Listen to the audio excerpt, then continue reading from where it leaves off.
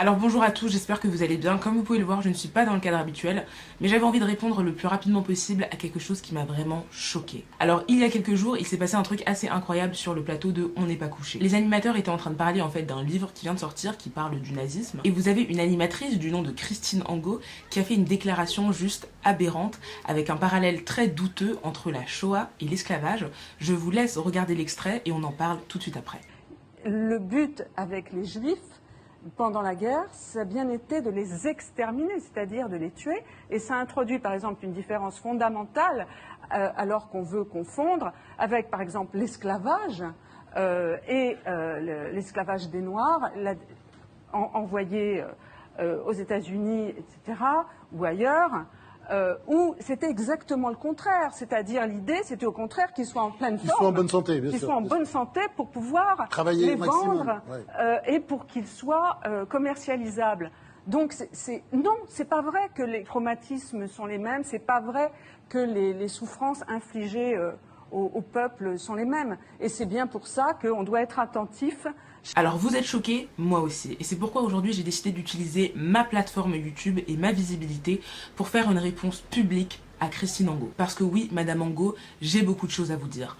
On a beaucoup de choses à vous dire. La chose qu'il ne faut pas faire, et que vous avez faite, Madame Angot, c'est de hiérarchiser les traumatismes, de hiérarchiser les mémoires et les souffrances, de dire que tel génocide, tel crime était plus grave qu'un autre, et que finalement ce qui arrivait aux autres n'était pas si grave. Ça, Madame Angot, ce n'est pas acceptable, et ça ne le sera jamais. Pourquoi vouloir nous faire choisir entre les génocides juifs et l'esclavage? Pourquoi vouloir nous faire choisir entre la peste et le choléra? Parce que Madame Angot, vous avez décidé de dresser un parallèle entre la Shoah et l'esclavage. Mais est-ce que vous savez au moins de quoi vous parlez? Vous nous dites que la différence entre l'esclavage et la Shoah, c'est que finalement, pendant l'esclavage, on faisait attention à la santé des esclaves pour qu'ils soient commercialisables, bien évidemment. Madame Angot, très sérieusement, est-ce que vous vous rendez compte de la gravité de votre argumentaire? Est-ce que vous saviez que pendant la Seconde Guerre mondiale, dans les camps de concentration et d'extermination, il existait ce qu'on appelait les capots. Les capots, c'était des prisonniers juifs qui avaient pour besogne de surveiller, ou plutôt de tabasser, les autres prisonniers juifs à la place des nazis. Et s'ils le faisaient, les capots avaient droit à un traitement de faveur. Ils n'étaient pas forcés à travailler, ils n'étaient pas battus systématiquement, ils avaient droit à plus de nourriture, parfois des cigarettes, et ils avaient des chambres pour eux. Et donc si on suit votre logique, simplement parce que certains ont eu droit à un meilleur traitement,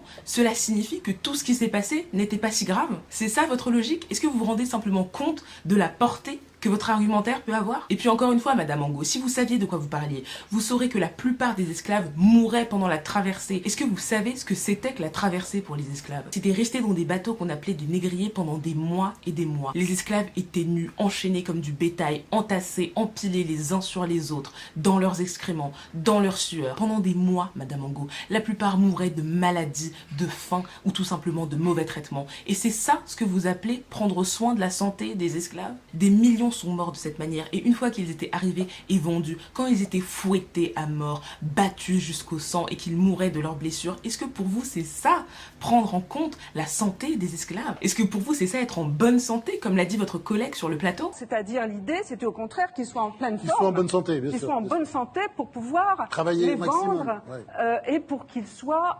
commercialisables. Ensuite, vous nous dites que finalement l'esclavage n'était pas une forme d'extermination, ce n'était pas un génocide. Mais Madame Angot, quand dans le sud des États-Unis, il était tout à fait normal et commun de tuer les Noirs, de les pendre, de les lyncher systématiquement, de les brûler sur la place publique comme pour le lynchage de Jesse Washington. Quand vous aviez des organisations comme le Ku Klux Klan qui avaient pour seul but d'éradiquer le plus de Noirs possible sur le territoire des États-Unis, juste comme ça, par plaisir, est-ce que pour vous ce n'est pas une sorte de nettoyage ethnique, une sorte de génocide? Et quand bien même on ne le qualifierait pas de génocide. Le simple fait que pendant des siècles et des siècles, une population a été traitée moins bien que les animaux, comme des vulgaires objets qu'on pouvait détruire et disposer comme on en avait envie. Quand on a retiré à toute une population son humanité pendant des siècles et des siècles, est-ce que pour vous, Madame Angot, ce n'est pas déjà assez suffisant pour n'avoir ne serait-ce qu'un peu de respect pour cette mémoire? Et je parle de respect, Madame Angot, parce que vous en avez manqué. Parce que quand on parle d'un sujet aussi grave, il faut le connaître. Et vous ne le connaissez pas. Parce que quand vous parlez de l'esclavage et vous ne parlez que des États-Unis, est-ce que vous saviez que l'esclavage n'a pas commencé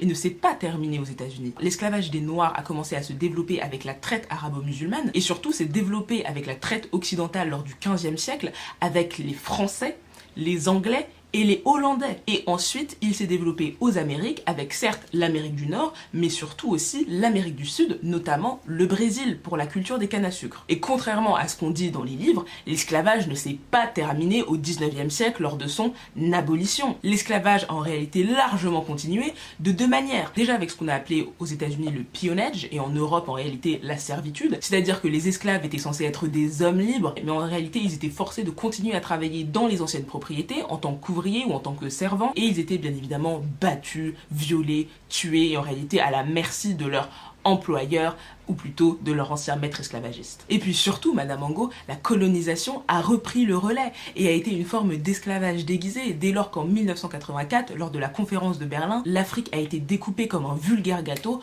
entre les puissances européennes. Et bien évidemment, pendant la colonisation, les peuples africains étaient réduits à la servitude, au travail forcé, comme par exemple la construction inhumaine du chemin de fer du Congo-Océan qui a été demandé par les colons français au Congo et qui a coûté la vie à plus de 20 000 ouvriers, des Congolais mais aussi des Tchadiens et des Camerounais qui ont été amenés de force des autres colonies pour travailler sur ce chantier infernal où les hommes étaient tués, battus, tabassés, mal nourris, forcés à travailler jusque la mort s'en suive. Et ça, Madame Angot, c'était en 1934, c'était il y a moins de 100 ans. Il y a moins de 100 ans. Est-ce que vous saviez que le premier camp de concentration a en réalité été instauré dans la colonie africaine de Namibie par les colons allemands lors du génocide des Namas et des Herero? Est-ce que ça, vous le saviez? Les prisonniers étaient tués, torturés, affamés, forcés à travailler. Les prisonniers étaient parfois tués tout simplement pour que leurs cadavres puissent être utilisés dans le cadre d'expériences scientifiques pour prouver que l'homme noir était inférieur à l'homme blanc. Et figurez-vous que ce sont les prisonniers eux-mêmes qui devaient dépecer les cadavres, astiquer les crânes de leurs confrères et de leurs consoeurs pour qu'ils soient utilisables par les médecins allemands. Est-ce que ça vous le saviez, Madame Angot? Probablement pas, comme la plupart des personnes, étant donné que ce genre d'épisodes de l'histoire sont souvent passés sous silence, parce que bon, on le sait bien, l'histoire est écrite par les vainqueurs et jamais par les victimes. Donc au final, Madame Angot, on parle de siècles et de siècles et de siècles d'un esclavage institutionnalisé envers une seule population. Quelle population au monde mérite un traitement pareil? Et vous osez venir minimiser cette souffrance? Non, c'est pas vrai que les traumatismes sont les mêmes, c'est pas vrai que les souffrances infligées au peuple sont les mêmes. Vous nous parlez de traumatisme, et bien rassurez-vous, l'esclavage a laissé des tonnes de traumatismes derrière lui. L'esclavage a laissé la société imprégnée de cette idée ignoble que l'homme noir est un sous-homme, que c'est un singe, que c'est un moins que rien. L'esclavage a laissé place à des décennies d'apartheid, de discrimination et de ségrégation raciale. Car ça, ne l'oubliez jamais, l'apartheid s'est terminé en 1991. C'était il y a seulement 28 ans. La colonisation de l'Afrique s'est terminée en 1993. C'était il y a seulement 26 ans. Et la ségrégation raciale s'est terminée aux États-Unis en 1968. C'était il y a seulement 51 ans, Madame Angot. 51 ans. Est-ce que ça, vous le saviez, Madame Angot? Visiblement non. Peut-être parce que ça ne vous intéresse pas, ou peut-être parce que dans les livres d'histoire, l'esclavage et la colonisation n'ont droit qu'à quelques paragraphes dans des livres de 500 pages. Alors que ce sont des crimes d'agression et contre l'humanité auxquels l'Europe, et dont la France, a allègrement participé. À l'heure actuelle, et à cause de l'ignorance, je vois encore des gens nous dire que l'esclavage ce n'était que du travail forcé. Madame Angot, l'esclavage ça a été la destruction d'une culture. L'Afrique a été vidée de sa population, a été vidée de ses ressources, a été vidée de ses richesses, pendant que l'Europe pouvait se gaver grâce au travail des esclaves et aux territoires qu'ils ont pris en Afrique. L'Afrique n'a pas pu se développer par elle-même parce que sa population a été privée de tout pouvoir et de tout droit. Et c'est ces mêmes puissances occidentales qui aujourd'hui peuvent se vanter et se targuer d'être les premières puissances mondiales. Oui d'accord, mais à quel prix?